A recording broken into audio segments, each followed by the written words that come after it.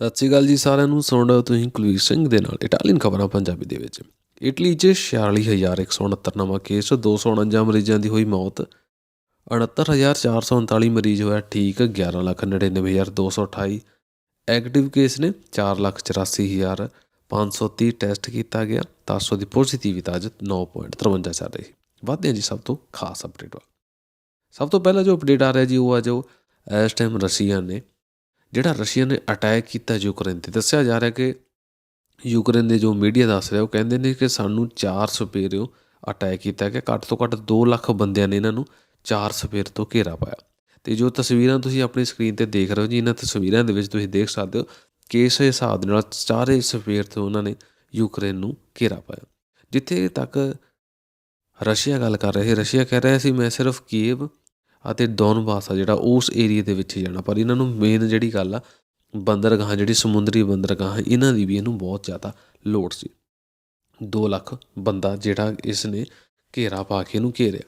ਉੱਧਰ ਹੀ ਜੇ ਅਸੀਂ ਗੱਲ ਕਰਦੇ ਹਾਂ ਜੀ ਇਹਨਾਂ ਦੇ ਰੂਸ ਅਤੇ ਰੂਸ ਦੀ ਗੱਲ ਕੀਤੀ ਜਾਵੇ ਜਾਂ ਫਿਰ ਇਹਦੀ ਯੂਕਰੇਨ ਦੀ ਗੱਲ ਕੀਤੀ ਜਾਵੇ, ਇਹਨਾਂ ਦੀ ਮਿਲਟਰੀ ਪਾਵਰ ਦੀ ਜੇ ਅਸੀਂ ਗੱਲ ਕਰੀਏ ਤਾਂ ਯੂਕਰੇਨ ਦੇ ਕੋਲ ਜਿਹੜੇ ਸੈਨਿਕ ਬਲ ਦੇਖੀਏ, ਯੂਕਰੇਨ ਦੇ ਕੋਲ ਜਿਹੜਾ ਟੋਟਲ 11 ਲੱਖ ਸੈਨਿਕ ਆ ਅਤੇ ਰੂਸ ਦੇ ਕੋਲ 29 ਲੱਖ, 29 ਲੱਖ ਆ ਜਿਹੜਾ ਇਹਨਾਂ ਨੂੰ ਕਹਿ ਦਿੰਦੇ ਆ ਵੀ ਫੌਜੀ।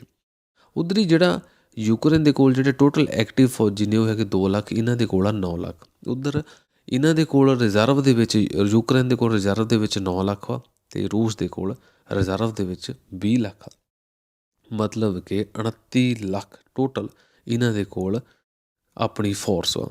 ਜਹਾਜ਼ਾਂ ਦੀ, ਲੜਾਕੂ ਜਹਾਜ਼ਾਂ ਦੀ ਗੱਲ ਕਰੀਏ ਤਾਂ ਯੂਕਰੇਨ ਦੇ ਕੋਲ ਸਿਰਫ 98 ਅਤੇ ਰੂਸ ਦੇ ਕੋਲ 1500 ਤੋਂ ਵੱਧ ਲੜਾਕੂ ਜਹਾਜ਼ ਨੇ। ਯੂਕਰੇਨ ਦੇ ਕੋਲ ਸਿਰਫ 34 ਹੈਲੀਕਾਪਟਰ ਨੇ ਅਤੇ ਰੂਸ ਦੇ ਕੋਲ 544 ਹੈਲੀਕਾਪਟਰ ਹੈ। ਟੈਂਕਾਂ ਦੀ ਗੱਲ ਕੀਤੀ ਜਾਵੇ 2500 ਟੈਂਕ ਹੈਗਾ ਯੂਕਰੇਨ ਦੇ ਕੋਲ ਅਤੇ 12,240 ਤੋਂ ਉੱਤੇ ਜਿਹੜੇ ਟੈਂਕ ਰੂਸ ਦੀ ਜਿਹੜੀ ਆ ਆਰਮੀ ਉਹਦੇ ਕੋਲ। ਉੱਧਰ ਜੇ ਅਸੀਂ ਟਰੱਕਾਂ ਦੀ ਗੱਲ ਕਰੀਏ, ਜਿਹੜੇ ਅਸੀਂ ਕਹਿ ਦਿੰਦੇ ਹਾਂ ਜੀ ਖਤਰਨਾਕ ਜਿਹੜੀਆਂ ਆਸਤਰ ਸ਼ਾਸਤਰ ਵਾਲੀਆਂ ਜਿਹੜੀਆਂ ਗੱਡੀਆਂ ਨੇ, ਉਹ 12,000 ਇਹਨਾਂ ਦੇ ਕੋਲ ਆ ਅਤੇ 30,000 ਰੂਸ ਦੇ ਕੋਲ ਆ। ਉੱਧਰ ਜਿਹੜੀਆਂ ਤੋਪਖਾਨੇ ਹੁੰਦੇ ਜਿਹਨਾਂ ਨੂੰ ਅਸੀਂ ਕਹਿ ਦਿੰਦੇ ਵੀ ਉਡਾਣ ਵਾਲੀਆਂ, ਹਵਾ 'ਚ ਫਾਇਰ ਕਰਨ ਵਾਲੀਆਂ, ਜਹਾਜ਼ਾਂ ਨੂੰ ਭੰਨਣ ਵਾਲੀਆਂ ਤੋਪਾਂ ਹੁੰਦੀਆਂ ਜਿਹੜੀਆਂ, ਇਹਨਾਂ ਨੇ ਉਹ ਜਿਹੜੀਆਂ ਤੋਪਾਂ ਨੇ ਉਹ ਆ ਜੀ 2040 ਅਤੇ ਰੂਸ ਦੇ ਕੋਲ ਆ 7,571। ਇਸ ਹਿਸਾਬ ਦੇ ਨਾਲ ਜੇ ਅਸਲੇ ਦੇ ਹਿਸਾਬ ਨਾਲ ਦੇਖੀਏ ਤਾਂ ਜਿਹੜਾ ਯੂਕਰੇਨ ਦਾ ਅਸਲਾ ਆ ਜ਼ਿਆਦਾ ਟਾਈਮ ਨਹੀਂ ਚੱਲਣਾ, ਇਹਨਾਂ ਦਾ ਜਿਹੜਾ ਅਸਲਾ ਛੇਤੀ ਹੀ ਮੁੱਕ ਜਾਣਾ। ਪਰ ਉੱਧਰ ਹੀ ਅਮਰੀਕਾ ਨੇ 20 ਕਰੋੜ ਦਾ ਅਸਲਾ ਇਹਨਾਂ ਨੂੰ ਭੇਜਿਆ, ਫਰਾਂਸ ਨੇ ਇਹਨਾਂ ਨੂੰ ਅਸਲਾ ਭੇਜਿਆ, ਇੰਗਲੈਂਡ ਨੇ ਇਹਨਾਂ ਨੂੰ ਲੜਾਕੂ ਜਹਾਜ਼ ਦੇ ਰਿਹਾ, ਸਾਰੀ ਦੁਨੀਆ ਇਹਨਾਂ ਨੂੰ ਲੜਾਕੂ ਜਹਾਜ਼ ਦੇ ਰਹੀ ਹੈ। ਨਾਟੋ ਆ ਜਿਹੜੀ ਯੂਰਪ ਦੀ, ਜਿਹੜੀ ਆਪਾਂ ਜੇ ਅਸੀਂ ਨਾਟੋ ਦੀ ਗੱਲ ਕਰਦੇ ਹਾਂ, ਅਮਰੀਕਾ ਦੀ ਜਿਹੜੀ ਫੋਰਸ ਹੈ, ਇਹ ਸਾਰੇ ਯੂਕਰੇਨ ਦੇ ਨਾਲ ਆ, ਕਿਉਂਕਿ ਰਸ਼ੀਆ ਨੇ ਇੰਟਰਨੈਸ਼ਨਲ ਲਾਅ ਦੇ ਖਿਲਾਫ ਜਾ ਕੇ ਹਮਲਾ ਕੀਤਾ।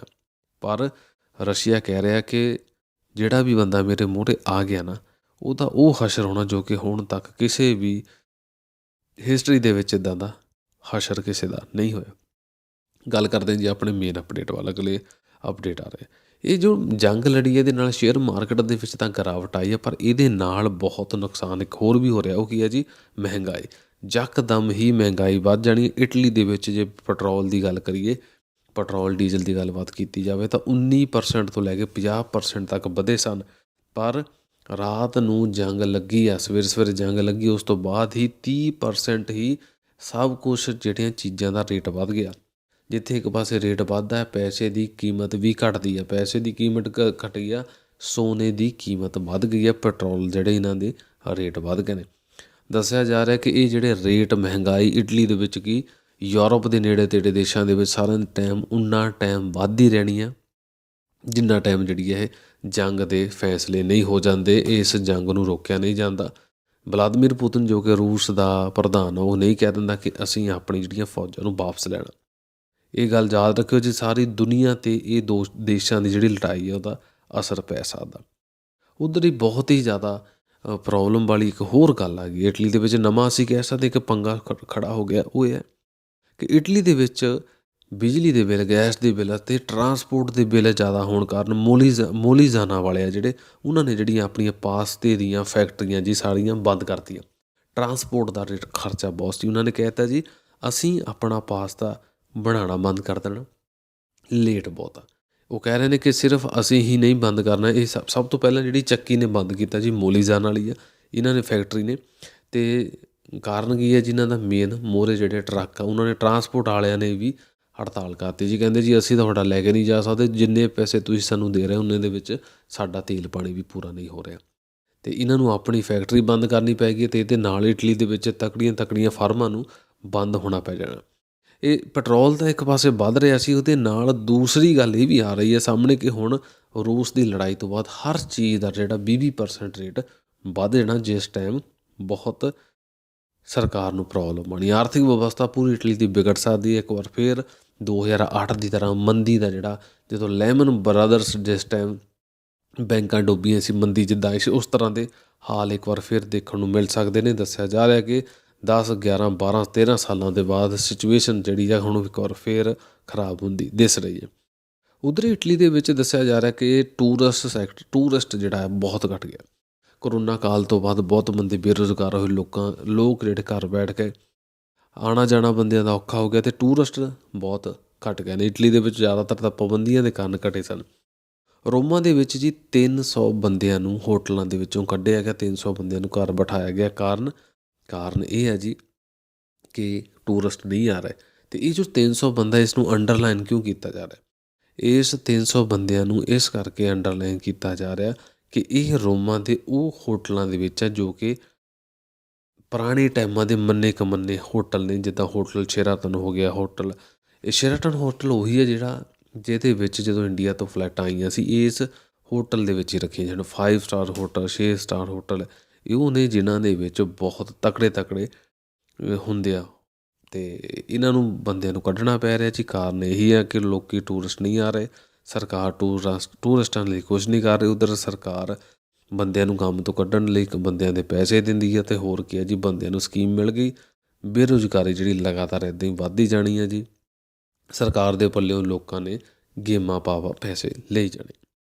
ਅਗਲਾ ਅਪਡੇਟ ਆ ਰਿਹਾ ਜੀ ਆਪਣਾ, ਯੂਰਪ ਦੀ ਮੈਡੀਕਲ ਏਜੰਸੀ ਕਹਿ ਰਹੀ ਹੈ ਕਿ ਜਿਹੜੀ ਵੈਕਸੀਨ ਮੋਡਰਨਾ ਵਾਲੀ ਹੈ 6 ਸਾਲ ਤੋਂ ਲੈ ਕੇ 11 ਸਾਲ ਦੇ ਬੱਚਿਆਂ ਦੇ ਲਈ ਬਹੁਤ ਹੀ ਵਧੀਆ ਜੀ। ਇਹਨਾਂ ਨੂੰ ਇਸ ਵੈਕਸੀਨ ਨੂੰ ਲਾਉਣਾ ਚਾਹੀਦਾ। ਅਤੇ ਯੂਰਪ ਦੀ ਮੈਡੀਕਲ ਏਜੰਸੀ ਨੇ ਇੱਕ ਹੋਰ ਗੱਲ ਕਰ ਦਿੱਤੀ ਹੈ ਵੀ ਜਿਨ੍ਹਾਂ ਵੀ ਬੱਚਿਆਂ ਦੀ ਉਮਰ 12 ਸਾਲ ਤੋਂ ਉੱਤੇ ਆ, ਉਹਨਾਂ ਦੇ ਜਿਹੜੀ ਫਾਈਜ਼ਰ ਵਾਲਿਆਂ ਦੀ ਵੈਕਸੀਨ ਆ ਲੱਗ ਸਕਦੀ ਹੈ।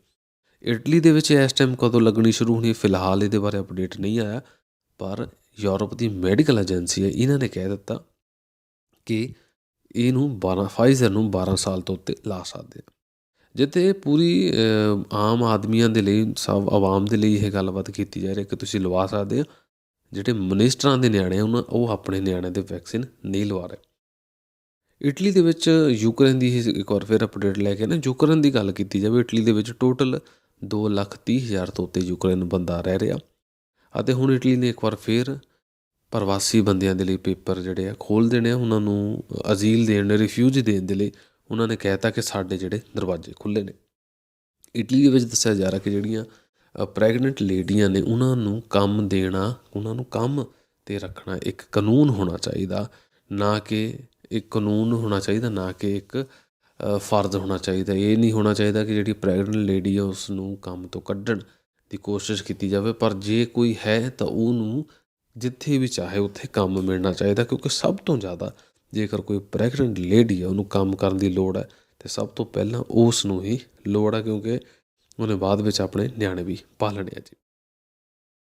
ਇੱਕ ਹੋਰ ਅਪਡੇਟ ਆ ਰਿਹਾ, ਇੱਕ ਮਾਰਕੀਟ ਦੇ ਵਿੱਚ 21 ਗ੍ਰਾਮ ਗੰਬਰ ਰੇਤੀ, ਅਸੀਂ ਕਹਿ ਸਕਦੇ ਹਾਂ ਵੀ 21 ਗ੍ਰਾਮ ਖਾਣ ਦੀ ਚੀਜ਼ ਇੱਕ ਐਸੇ ਬਜ਼ੁਰਗ ਨੂੰ ਦਿੱਤੀ 2019 ਦੇ ਵਿੱਚ। ਫਿਰੈਂਸੇ ਦੀ ਗੱਲ ਆ, ਮਾਰਕੀਟ ਦੇ ਵਿੱਚ ਜਿਸ ਬੰਦੇ ਦੇ ਕੋਲ ਪੈਸੇ ਨਹੀਂ ਸੀ, ਉਨੀਕੋਪ ਦੇ ਵਿੱਚ ਇਹ ਕੰਮ ਕਰਦੀ ਸੀ, ਬਜ਼ੁਰਗ ਸੀ, ਇਹਨੇ 21 ਗ੍ਰਾਮ ਗੰਬਰ ਰੇਤੀ ਜਿਹੜੀ ਆ ਦੇ ਦਿੱਤੇ।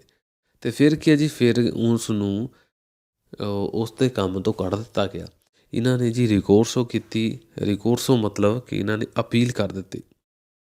2019 ਦੇ ਵਿੱਚ ਜਿਹੜੀ ਇਸ ਔਰਤ ਨੂੰ ਕੱਢਿਆ ਗਿਆ ਸੀ ਕੰਮ ਤੋਂ, ਅਤੇ ਇਹਨਾਂ ਨੇ ਉਨੀਕੋਪ ਵਾਲਿਆਂ ਨੇ ਫਿਰ ਰਿਕੋਰਸੋ ਕੀਤੀ ਸੀਗੀ। ਅਤੇ ਜਿਹੜਾ ਮਿਨਿਸਟਰ ਦਾ ਲਬੋਰੋ, ਉਹਨਾਂ ਦੇ ਜਿਹੜੀ ਕੋਰਟ ਹੁੰਦੀ, ਇਹਨਾਂ ਦੀ ਅਲੱਗ ਕੋਰਟ ਹੁੰਦੀ ਆ, ਉਹਨਾਂ ਨੇ ਜਿਹੜੀ ਰਿਕੋਰਸੋ ਆ ਉਸ ਨੂੰ ਖਾਰਜ ਕਰ ਦਿੱਤਾ, ਰੱਦ ਕਰਤਾ, ਐਕਸੈਪਟ ਨਹੀਂ ਕੀਤਾ, ਕਿਉਂਕਿ ਉਹਨਾਂ ਨੇ ਕਿਹਾ ਸੀਗਾ ਜਿਹੜਾ ਸਾਡਾ ਡਿਸੀਜ਼ਨ ਹੈ, ਡਿਸੀਜ਼ਨ ਸਹੀ ਆ। ਪਰ ਇਹਨਾਂ ਨੂੰ ਹੁਣ 2022 ਦੇ ਵਿੱਚ ਜੱਜ ਨੇ ਫੈਸਲਾ ਸੁਣਾਇਆ ਕਿ 5,000 ਯੂਰੋ ਦਾ ਜੁਰਮਾਨਾ ਵੀ ਕੀਤਾ।